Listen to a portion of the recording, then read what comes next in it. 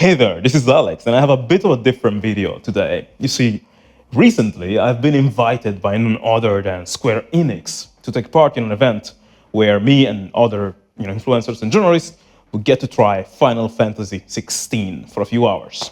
And I want to tell you a bit about the game, a bit about my experiences that I had there. I arrived for some reason at the venue of this event 1 hour earlier than intended. I had no idea I was that early, but I was. And at a certain point, this super nice, kind aura permeates the room, and it appears to be none other than Michael Christopher Koji-Fox. For those of you who played Final Fantasy XIV, you know Koji is one of the, I would say, like, spiritual leaders of the game in a way. He's the localization lead, if I'm not wrong, on 14. He's also the localization lead in Final Fantasy XVI. In Final Fantasy XIV, he also wrote some of the lyrics to the songs and sang some of the lyrics to the songs. Like, he was the guy rapping on the Alexander theme, for example. Koji is freaking amazing, and when he walked in the room, he was super surprised and happy to see me. And I was like surprised myself because I'm a huge fan, right? Apparently, he has been seeing my content for quite a while, and he really enjoyed it, and he wanted to thank me. And I was thanking him for all that he did on 14 and 16, and he was thanking me for my content. It was such a nice, wholesome moment, and it made me so happy that I arrived early so that I could meet him. Koji also then somehow made it possible for me to take a moment to meet Yoshi-P and the other game directors. So that's something that I really enjoyed and fanboyed about a little bit. However, the stuff I want to talk about, obviously, is the game itself. So let's go back to that. A few things I should say about Final Fantasy XVI is that you do not need to play all the previous 15 mainline Final Fantasy games in order to understand the story or understand the game, because this is a disconnected story from everything else. Like, every mainline Final Fantasy is its own thing. If you don't know this series, you can start from here just fine. However, if you have played the previous games, you will thoroughly enjoy seeing how this game is like a spiritual successor to many Final Fantasies that came before. I think it's quite clear that Naoki Yoshida is a huge fan of the series, especially the first 6, I would say, probably Final Fantasies. And there's reference to that in Final Fantasy XVI. Most especially, just by playing those 2 hours of game, I already saw a lot of Final Fantasy XIV references. So if you're a 14 fan, I suppose you're gonna very much enjoy many of the little nods to our beloved game that are contained in 16. However, you can still enjoy the game thoroughly without having ever played a Final Fantasy game. So basically, the event started with Yoshi-P and Koji-Fox giving a presentation. And in the presentation, they were talking about the 4 main pillars of this game. One is narrative, meaning this game is extremely story-driven. And it's so fantastic to hear from the developers that the stuff that we've seen through the trailer so far is just like a tiny grain of sand in the desert that is the story of this game. This is unlike what we saw with FF7 Remake or FF15, most especially, where in the trailers they showed so much of the story and so many twists and turns and plot twists. Here, we have seen basically nothing. And to me, that's super exciting. To me, that feels like they're very confident, but most especially because story is a pillar for this game, according to Yoshi-P. They want people to experience that firsthand while playing the game. The second pillar is character. There was this concern that, oh, there's just going to be Clive, and we're not going to have a party, or the party members are not going to be interesting. That is not true. In the demo I played, you do have party members, and I do adore them. The characters in this game, both the protagonists or the antagonists per se, I don't even know if they're antagonists, but there's this thing of the dominance, right? The people who have iconic powers, they are so well characterized in terms of what they look like, their motivations, their ambitions, their dreams, the places they're from. Each is from a different city state, and they all have different just ethics, different ways to live, and it's very beautiful to see. So it's not just a question of Clive being the important guy and there's no party members or anything. No, every character in this game is so freaking important, essentially. Third pillar of this series is action RPG, but done in a way that is unlike anything else. Now, this is where people were like, oh, this game looks like a Witcher clone. Oh, it's just a Western fantasy game with just action. No, it's not like that. Final Fantasy XVI is mind-blowing because, as you've seen from the trailer, this story has a lot to do with summons. These ancient beings usually carved from mythology of our real world. And people, the dominants, are able to summon this power somehow and use them. And a core aspect of this game is going to be the fights between these summons. Now, the summons each have different sort of sizes. Some are freaking huge, some are very small and nimble. And each fight is gonna happen in different ways. And they've shown a video about that. And what we saw is that essentially the gameplay loop changes. It's like when you engage in iconic fights, depending on which icon you're fighting, which icon, the game's genre almost changes. It's like a song that changes genre seamlessly and it just works somehow. Like, we've seen several of these iconic fights and I was losing my mind at how diverse they are. And they really created a combination that feels so cinematic and so compelling. Just to tell you how deep they went, Yoshi-P talked about how the game has several cinematic shots of so many things happening, right? And they interweave in between the gameplay. Like, if you're fighting some monsters, there's times where you may have some quick time events, but done in a way that is like proper, not like cheap, like how we've seen them in most games. But the quick time events here really make the fights feel like a freaking movie, not in a passive sense that you're like, oh, press a button and just watch 7,000 million things happen. It's like they happen so seamlessly in between the combat that they are a part of the combat itself. And it's crazy. Like the artistic direction and the cinematic direction of this game is ridiculous. And it goes to create this sense of like fast-paced action with high stakes and devastating effects, either to the enemies or to you.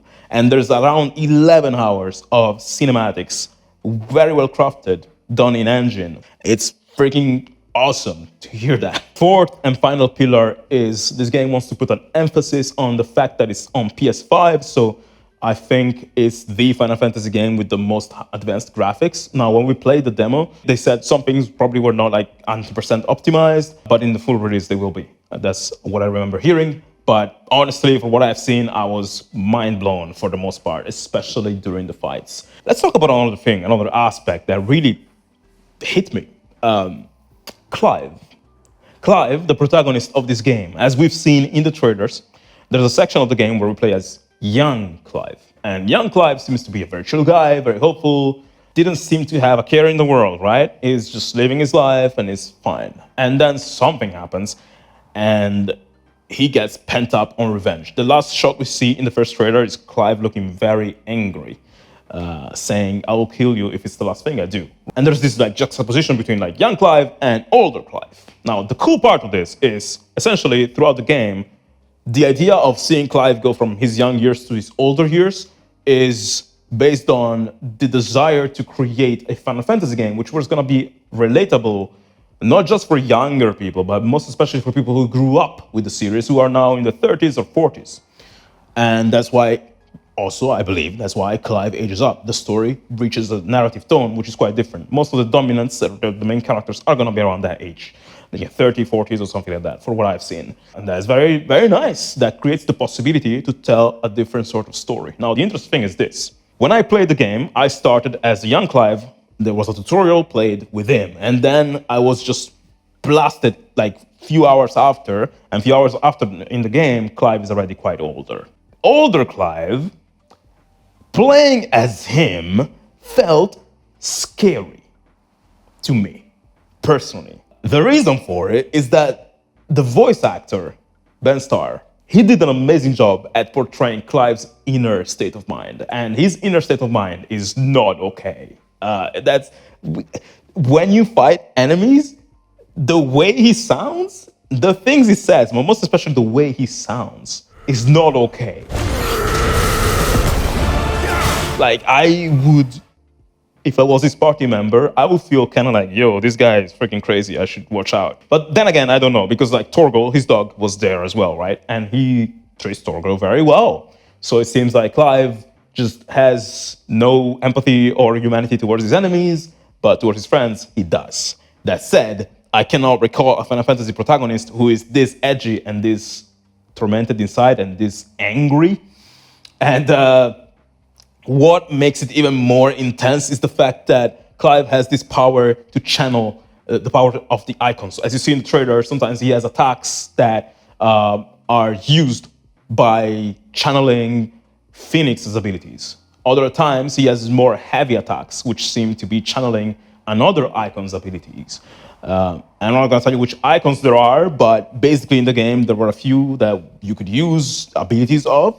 And what's interesting is that Clive's state of mind and his just character seemed to change depending on which iconic ability he was using. So when I was using the basic one, which is Phoenix, he seemed to be, nimble and very powerful and stuff and agile, but pretty okay. There was another icon that made Clive sound like a death metal singer. Like when he attacks, he's like, I was like, yo, what the hell is going on? It is so freaking scary. But I love it though, because you really, when you use that icon's powers, that creates a whole other level of feeling when you deliver those attacks. So what I felt when I was playing the game and I was, Clive, just cycling through different iconic powers, I felt that each icon felt like a different class. It reminds me of the class system in Final Fantasy XIV or even Final Fantasy V, where you have the same character, but then you change abilities and their playstyle changes. But the added effect is that here I did feel like the icon somehow had a sort of like an impact on Clive's state of mind, or they brought out certain parts of his emotions that were inside him, but they were stimulated more by the icon in use. This is something that I really enjoy, and it kind of goes back to the theme of this game just changing seamlessly, and the experience kind of changing depending on what icon is currently present. There's an interesting sphere grid looking like development chart, whatever, at which you can use to boost or evolve your iconic abilities.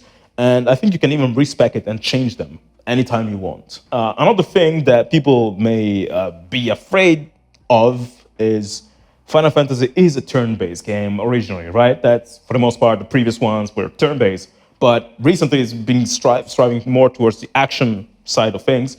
This one being the biggest, most hype, action-packed Final Fantasy. If you're not into that, but you're still in Final Fantasy, can you play 16? You can, because basically the developers have created some accessories that if you equip them and you let Clive have them during combat, you're gonna be helped profusely. There's things that are gonna happen, like when enemies attack you, there's gonna be like a slow-mo and you can just avoid the attacks more easily. Like there's all these different accessories you can equip if you want. I didn't, because I like action games. I can play without them.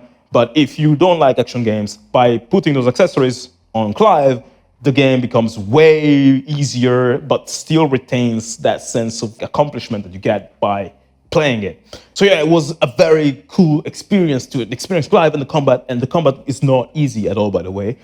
You have to change strategies according to the enemy you're facing, and there's so many strategies you can use because depending on the way you mix the different iconic powers, etc., it just gives you a whole different Clive. The fact that he changes so much, both in terms of like how he plays, but his character too, when he uses different powers, makes it feel like Clive is more than just one person in a way that, to me, again, feels kind of dangerous and a bit weird and crazy, but that creates a striking character.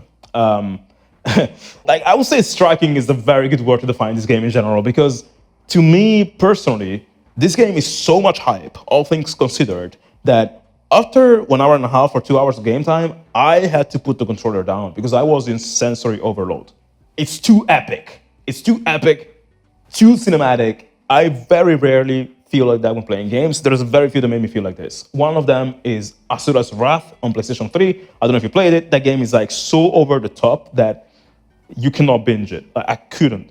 Another game that made me feel like this is Mad World on Nintendo Wii, which is stupidly violent, but also incredibly fun. But that too, I was like, yo, this is too much. And then there's a movie that made me feel like this. Mad Max, Fury Road. At the cinema, watching that was an insane experience. Would do it again. But when the break came in between, I was like, thank God, I was not gonna be able to process this without a break. Final Fantasy XVI made me feel the same exact way. And this doesn't happen often to me. For me, it's a good thing. Now, let's talk about the thing that probably most of you tuned in this video for. Final Fantasy XVI's music. As a composer myself and as a huge Soken fan, what was my experience listening to the music? Basically, when I started the demo, what I did is for a moment, isolated the music. I removed the voice actor, removed the sounds, just roamed around, just listened to the music and listened to how it was implemented. In the tutorial, there was like a nice track looping around, and it didn't change much, but I noticed that when you avoid attacks and you do perfect dashes, there's these cool effects that happen in the game. And the music also kind of ducks out for a second with an interesting filter. And I think that's because it wants to let the sound effects go through. So they did some like cool stuff like that to make it more cinematic. Another thing I noticed is that there was the first level after the tutorial was a dungeon. And in the dungeon, there's like this chill dungeon music, let's say dark brooding dungeon music. And when you fight enemies, it's not a different song that kicks in, but there's a new layer of instruments being added on top of the dungeon music to make it more intense. So in that sense, in the dungeon, there was adaptive music that switches between like exploration and battle. That was very nice. It's something that I'd love to see in Final Fantasy XIV, for example. However, the moment where I really was like, holy hell, Soken, you meddled, you actually went beyond what I heard from you in the past, was one of the boss fights. The music, I was like, what in the world? How is this Soken did this? Like, I love him. He's freaking amazing. What I heard in that piece, there were so many insanely good harmonies. The orchestration was like out of this world. It was so rich, so beautiful, so diverse, going in so many places, creating moods and feelings that I didn't know could exist in such a game, and that I didn't know Soken could, orchestrate so well in music. I haven't heard this level of in-depth orchestration in Final Fantasy XIV from him, I think. Or maybe I did in like the opening music for the expansions. That's where he goes super hard with orchestration. But in this boss theme, I was like losing my mind every minute. I was like, what? This is crazy. And the coolest part is that out of pure luck for me, this kicked in. There was a cinematic moment in this fight, which is quite emotional. And in that exact moment, the track went from being like brooding, epic, dark, apocalyptic, whatever, orchestral, to being super intimate, romantic orchestral piece. And it was such a strong transition that I had to double take, and I was just smiling, and I was like, this is so beautiful. Like in the midst of the darkness that the music created and the epicness, you have this like intimate romantic section with one of the most beautiful melodies I ever heard from Soken. And I still remember it now. Like I heard it just a few times and I still remember it now. It struck me so much. It was so beautiful. I was so taken aback by it. It was such an interesting experience. And I thought initially, okay, this kicked in because the cinematic moment kicked in. But then I replayed the boss and I was just walking around to see if the music would loop and I wouldn't get the romantics, section. But the romantic section triggered anyway, even without the cutscene. So I think the music in the boss is not adaptive, or in that boss is not adaptive. It's just a freaking amazing song with beautiful melodies. So old style JRPG music in the way that, okay, there's this track, it's amazing, it loops over, you're gonna hear it in interesting ways. It was amazing. That was my favorite piece, one of my favorite pieces I've ever heard from Soken for sure. And I was talking, after playing the demo, I was talking with Koji, because Koji is also a musician. He's a singer, he's a lyricist, and I think he plays the drums too. So I was like nerding out with him. I was like, dude, that's insane. That is so good. Like the music in 16, in the trailers, what we've heard, the choir is freaking absurd, and the percussion are freaking absurd as well. I did not expect the orchestration to be so well refined. So I told him, like, is this real orchestra? Like, how did you guys do it? Koji didn't know fully how it went down, but I think he told me that the orchestra was not recorded live, but the choir was. So the orchestra was done like with your computer, kind of the same way I do it, right? Using these libraries to make music. But then apparently they went to record with the real choir, and you can hear it. Like when you saw the trailer where the choir was singing the name of the summons, that sounded so good that I was like 100% sure that was live recorded.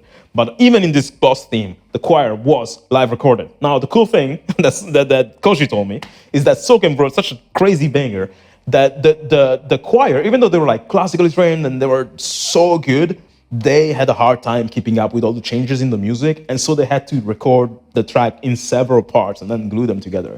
That is freaking crazy. Like that Soken bent a professional choir that much. I don't know if that's normal, if that happens often. Maybe it does, but to me that sounds crazy and absurd.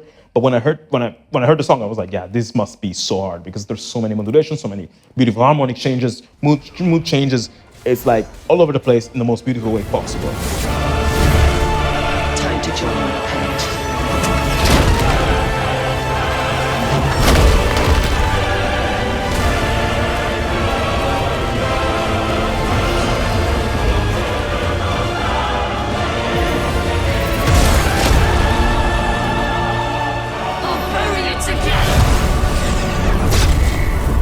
And I was when I came back home, I just sent Soken my compliments, and he's like, "Oh yeah, I'm glad you enjoyed it. That was one of the first tracks I wrote when I started working on the game." And I'm like, "What? That was one of the first tracks you wrote? That's insane!" Like, as a composer, you work on a game for several years, right? That's how it goes usually. And during the process, you improve and improve and improve. If that's the first track he wrote for the game, or one of the first ones, I cannot bear to imagine what the last tracks he wrote sound like. And I'm very curious if he wrote the entire soundtrack by himself or if he got help from other composers arranging or writing additional tunes. Usually for Final Fantasy games, because they, like the mainline Final Fantasy games are so big, usually there's the main composer and then there's like a whole team behind him. So for example, in Final Fantasy XV, Yoko Shimomura was the leading composer. She was helped by Yoshitaka Suzuki, I think Tetsuya Shibata was another one, and other people. So there's arrangers and co-composers. In this case, I wonder how it went down. I do hope that Daiki Ishikawa and Takefumi Mamura, Soken's juniors from 14, took part in this because they're so good themselves as well. And I am just so excited to check out the rest of the track, the soundtrack. Months ago, when the first trailer started coming out, I really asked myself, wow, I wonder what this game soundtrack could sound like, because it's like this high fantasy game is rooted in a dark fantasy version of the Middle Ages, right? The high fantasy register is normally orchestral stuff. So when I did my own imagining of what the Final Fantasy XVI soundtrack could sound like, I did something like this.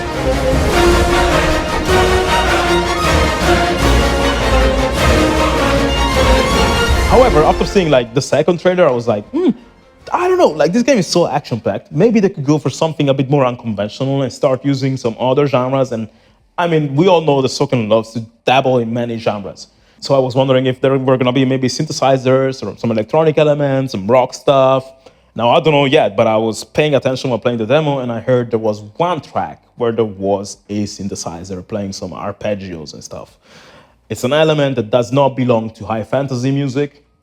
If they let him use a synthesizer, even just doing an arpeggio, very prominently, I am sure that Soken must have like stretched it out in some parts and like tried to do slightly more broad genre other than the usual high fantasy orchestra. In any case, even if he doesn't go super crazy with genres, this soundtrack already to me sounds like so peculiar because the percussion parts and the choir parts are so insanely prominent that already just like that, this sounds quite different from most orchestral soundtracks that I hear from, even from Final Fantasy itself.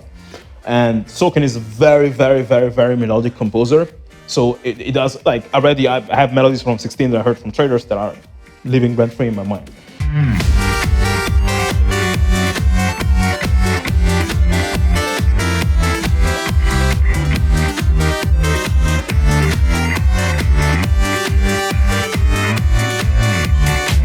So in that sense, I get the feeling that the soundtrack is gonna be a freaking banger.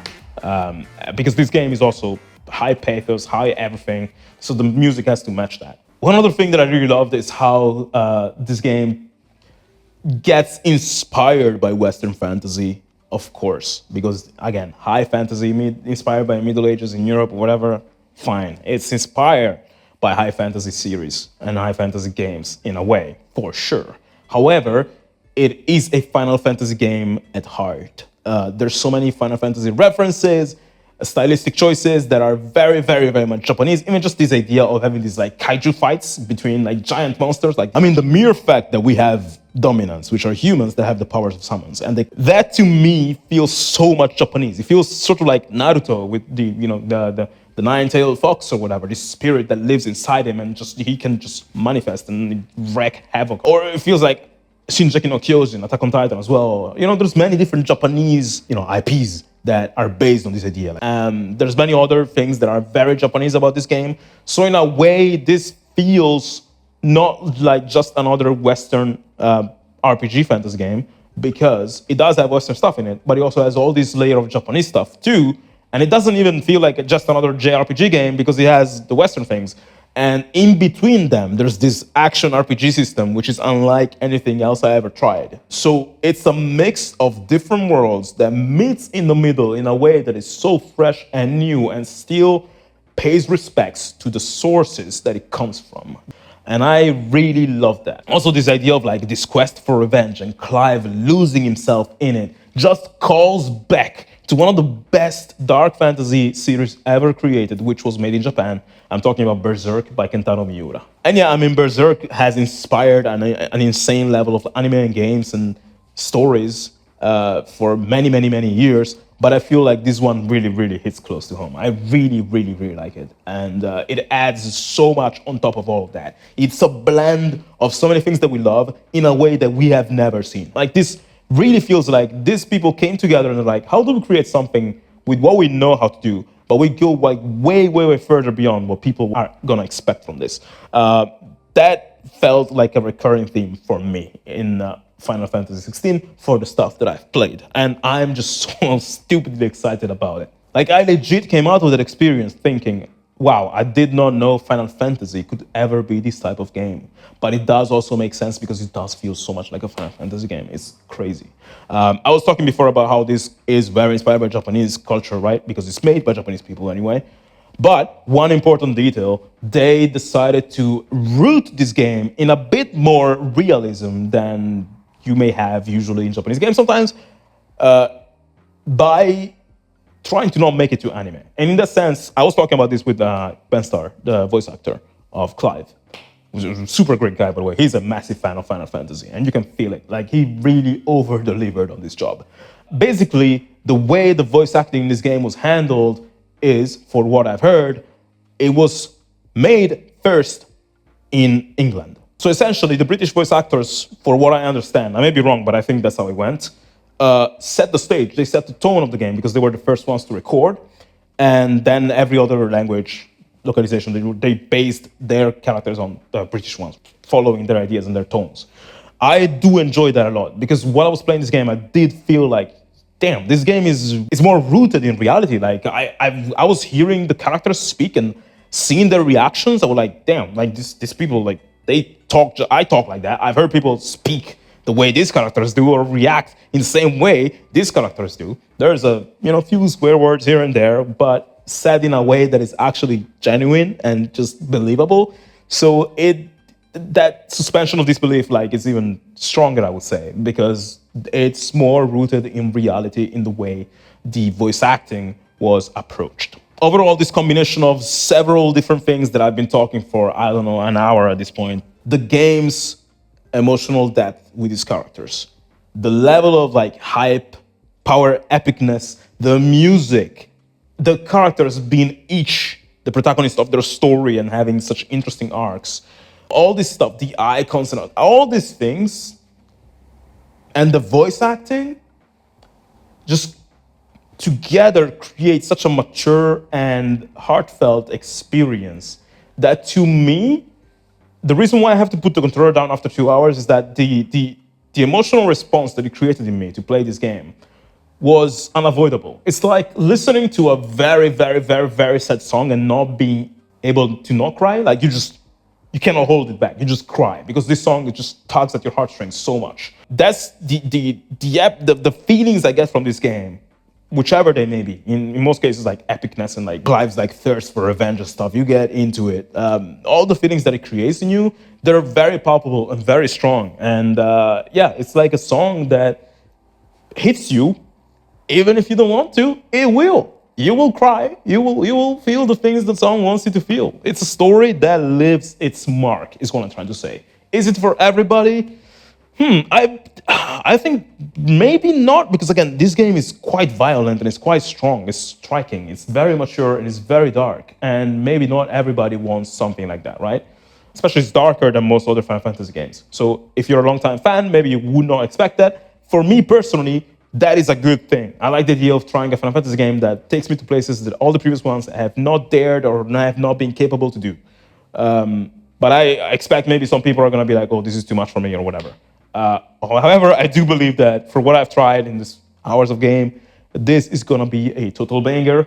It's going to be one of those games that gets accolades and gets like great level of attention because it's not just another Final Fantasy game. It's not just another Western fantasy game. It's not just another JRPG game. It's not just another action game. It's like everything together plus more.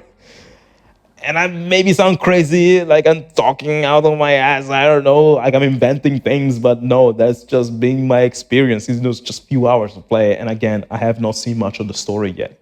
And the main part of this game is the story. This is a narrative-driven game, and we know nothing except for the fact that it's a total, unmitigated, freaking banger. So that's my thoughts on the game. And it was so pleasant to meet the people who made it. They all just are so nice and so passionate about what they do. And I know that this project means so much to them. I've just seen it when I was talking with them. So I'm very freaking excited for this to come out. And I hope you are too. And I'll see you in the next video. Bye.